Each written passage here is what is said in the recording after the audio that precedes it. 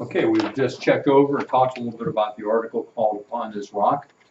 And now we're ready to move into the next area of theology that was dealt with during the age of the theologians. The first to remember was, who was Christ before he was incarnate, before the incarnation? And who was the major player in that? Who was the person who had a bad idea about Christ before the incarnation? What, Griff? Arius. Arius. And what did he believe that was wrong? There was a time when Christ was not. Exactly. So that Christ was a created being.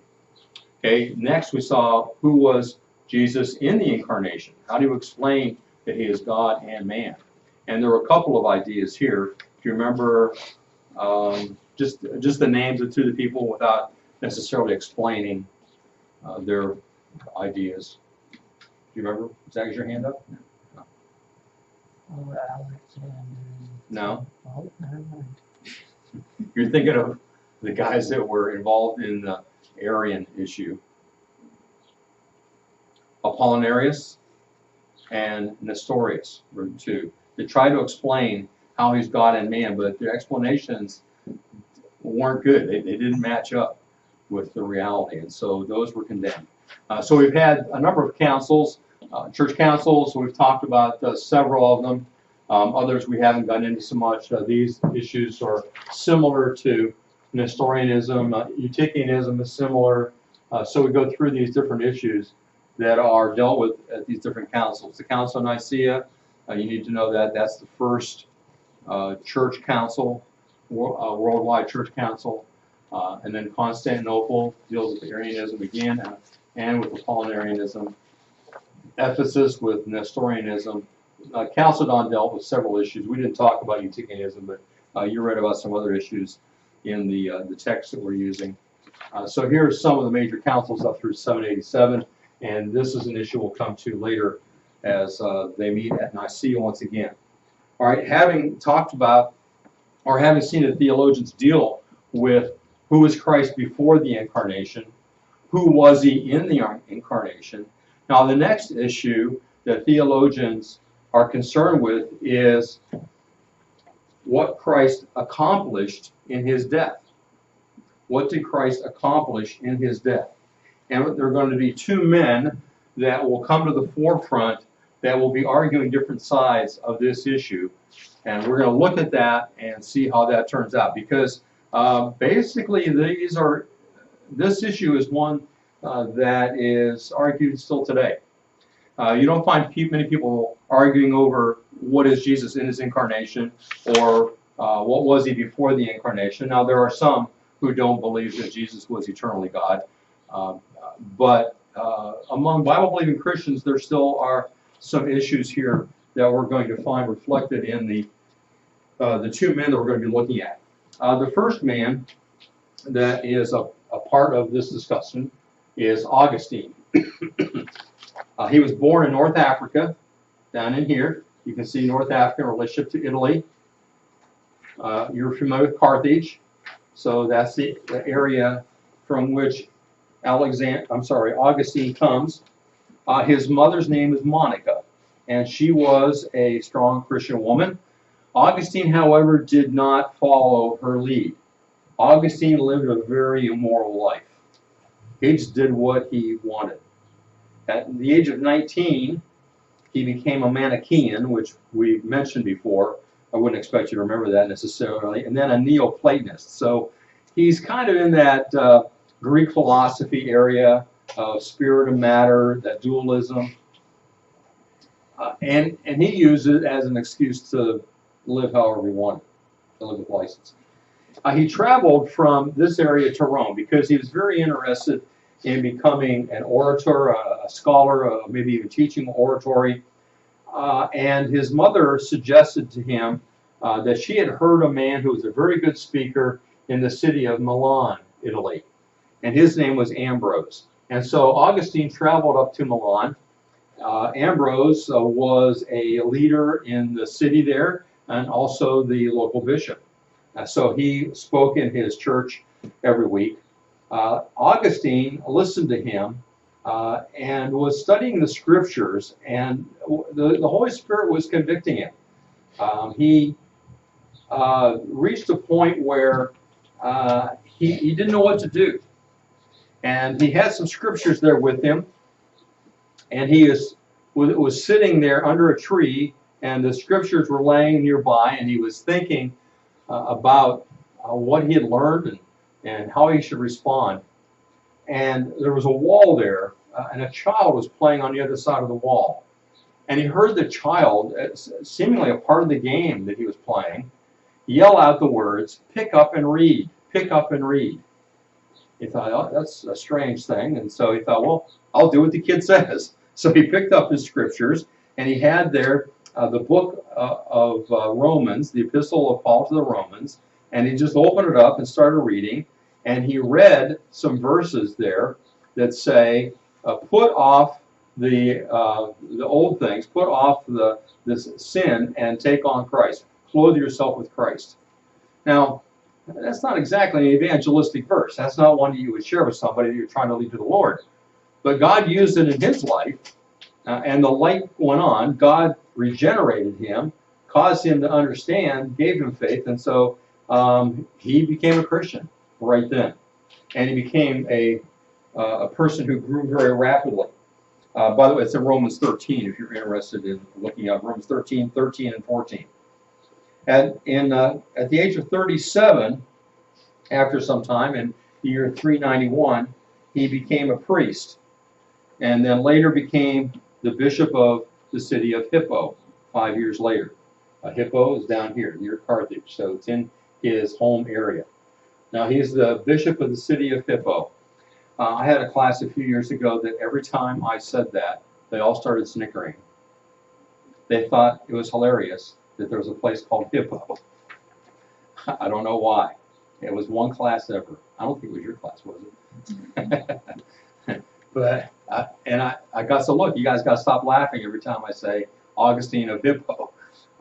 It got ridiculous. But what does the word hippo mean? I'm sure they're picturing a hippopotamus, but that's not what the word hippo means. Anybody know what the word hippopotamus means? It comes from two Latin words put together. Big animal. Not even close. All right, you can figure this out either from the word hippo or potamus.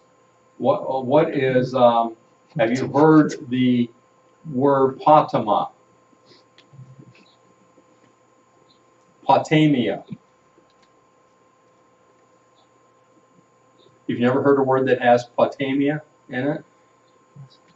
What? Mesopotamia. Mesopotamia. What does Mesopotamia mean? That's close. Meso means between. Potamia, the rivers, between the rivers. All right? So hippopotamus has the word what? Rivers. All right? What's the hippo part? What's a hippodrome? You ever heard of a hippodrome? It's sort of like a coliseum. It's a place where something races. Chariots, which are drawn by Horses. horses. Hippo means horse. Hippodrome is a place where horses race. A hippopotamus literally means a river horse.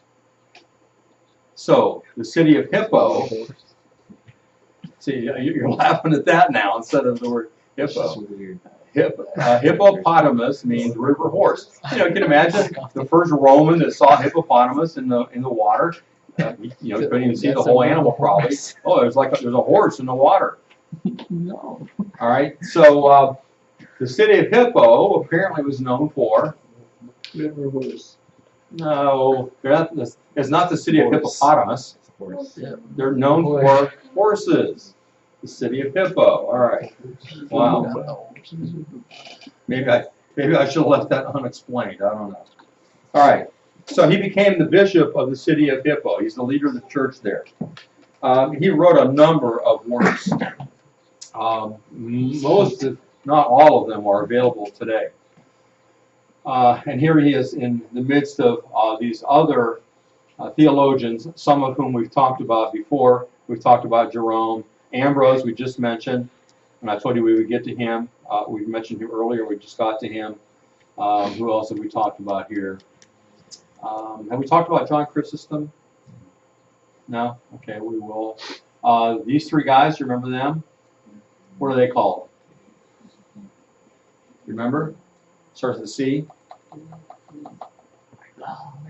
The Cappadocians. And they're the ones that ultimately defended the church against Arianism. And here's Alexander of Alexandria. Wouldn't that be neat to have the name of the city be your name? Yeah, Matthew of Mathumia, Okay. or Stephen of Stephonia. You never forget where you're from, right? All right, so there's Augustine. Here are some of the works of his, as well as some of the important points in his life. He has baptism there. His ordination comes a few years later. Here's some of his writings. Against the Manichaeans, Confessions. I would highly recommend his book, Confessions. It's really an autobiography. Very interesting for him to tell what his life was like before Christ, all the stuff he did, and then how Christ changed his life. We have several against different people on the Psalms. This is about the Trinity. The City of God is one of the most important books that he wrote, and I recommend that as well. In the City of God, he is contrasting the city of man and the city of God. And he points out that there is a constant struggle between the city of God and the city of man. And there's alienation from the city of man toward the city of God. The city of man tries to deny the progress of the city of God in history and rejects prophetic fulfillment. So there's this war between the city of God and the city of man. And it's not going to end until finally the kingdom of God is established at Christ's return and the city of God is established then. So he writes this in part because there are those, as Rome is deteriorating, as the Roman Empire is falling apart, many people are blaming the Christians. That it's because of the Christians that Rome is falling apart, because people are no longer worshiping the gods, and the gods are mad. Well, Augustine writes this book in part to demonstrate how wrong they are, talking about the one true God. But he also goes into a lot of other things too. In fact, it was my reading The City of God that first got me to question what I had always been told about Columbus. That Columbus thought the world was round and everybody else thought it was flat. And that Columbus was going to prove them right by sailing across the ocean to reach Asia. How many of you have heard that? Columbus thought the world was round, everybody else thought it was flat.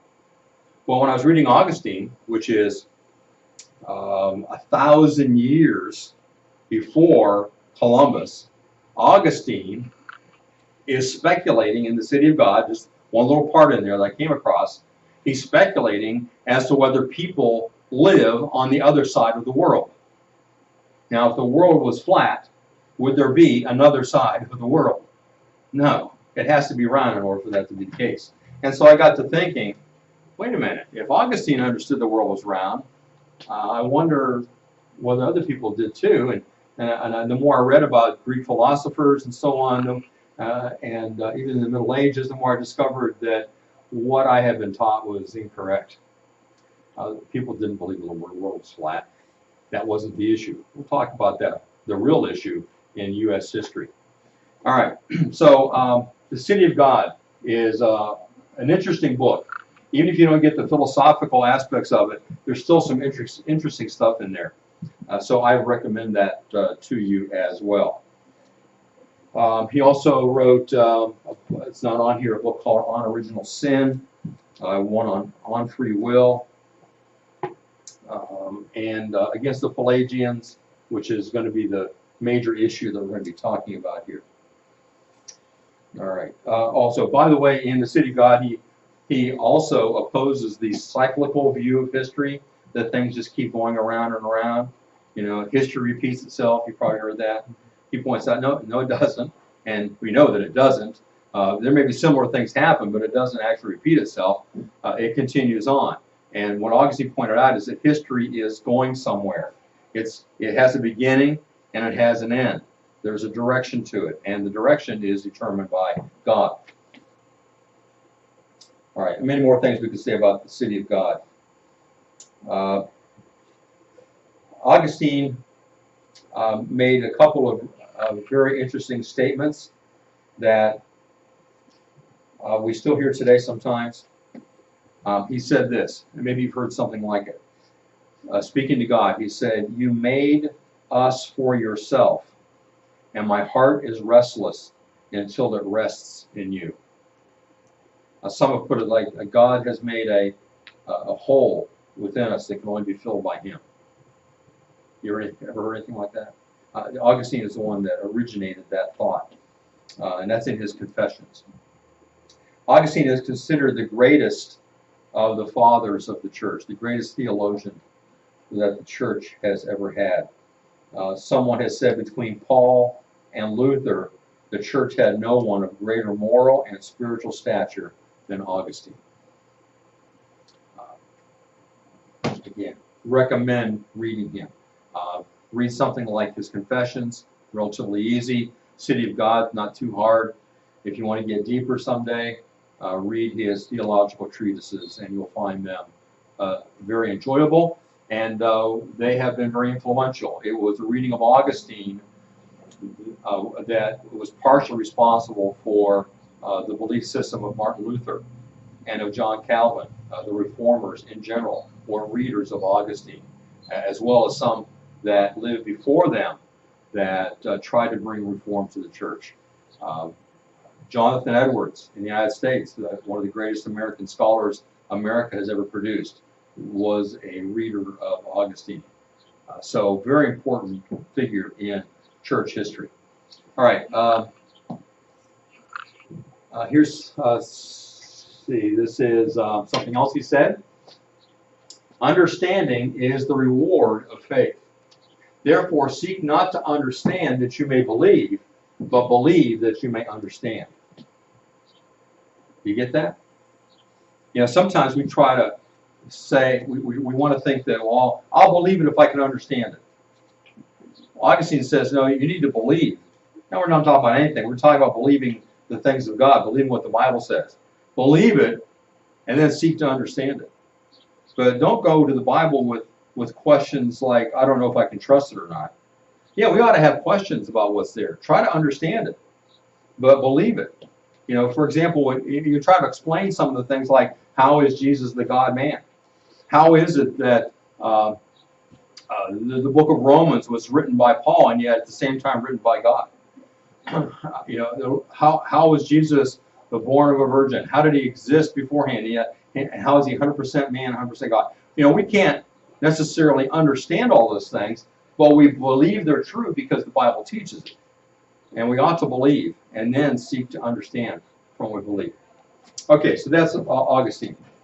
The antagonist to Augustine is a man by the name of Pelagius. Pelagius was born in England and lived there for a while. He was a monk. He was a very brilliant man. He was a person of high moral integrity. So in his early years, he's the opposite of Augustine.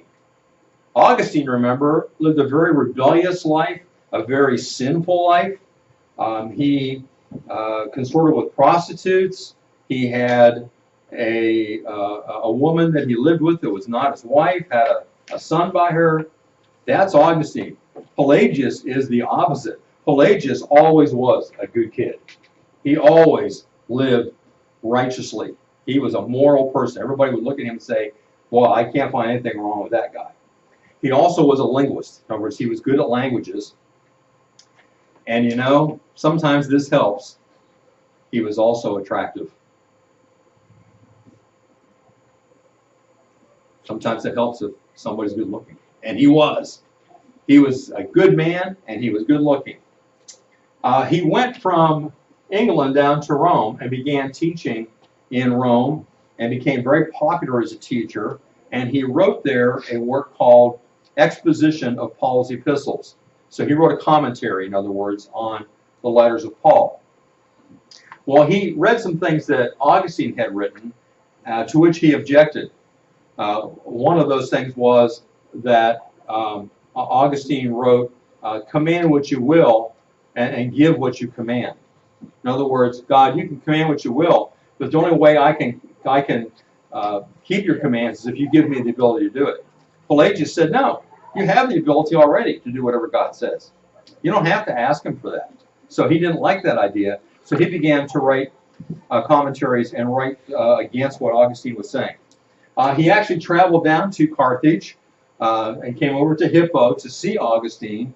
But unfortunately, Augustine wasn't there at the time. He was on a trip somewhere else. And so, in fact, he was over in Carthage. And so he sent a letter to Augustine in Carthage. Augustine sent a reply and intimated the importance of holding the true doctrine in relation to sin. That is, that we are born sinners. Pelagius didn't really believe that, as we'll see. They ended up meeting in Carthage in 412. And these discussions between them led to 3 councils in Carthage, in 412, 416, and 418. Augustine called these councils together of bishops in North Africa to discuss the things that Pelagius had brought up. And all 3 of these councils condemned Pelagianism. So those are the 2 men. Now, we want to look at the issues that are involved between these 2 and what they're writing, and we'll have to do that next time. For tomorrow, I want you to read, as a way to understanding further, the article entitled Augustine, More Friend Than Saint. I think you'll find it interesting. It fills in some of the gaps of what I've told you today and reiterates some of the things that I've said. So read the article, Augustine, More Friend Than Saint. Read and highlight.